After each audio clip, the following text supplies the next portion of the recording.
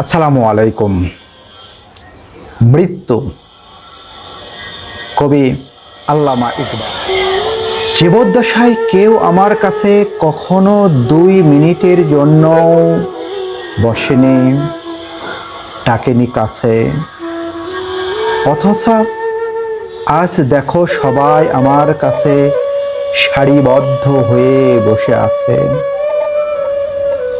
একটা উপহার পাবার জন্য আমার সে কি আকুলতা ছিল,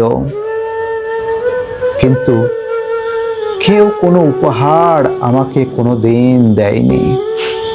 আজ আমার কবরে ফুলের মালা দিয়ে যাচ্ছে একের পর এক।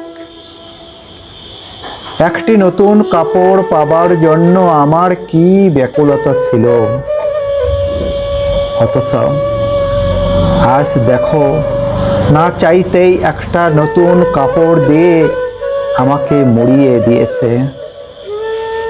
একটা সময় কেউ আমার সাথে একটু পথও চলতে রাজি ছিল না, কিন্তু আজ সবাই দল বেঁধে আমার সাথে চলেছে।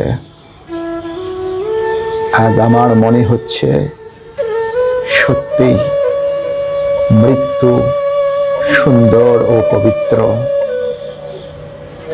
আমি শুধুই বেঁচে থাকার চেষ্টা করেছি।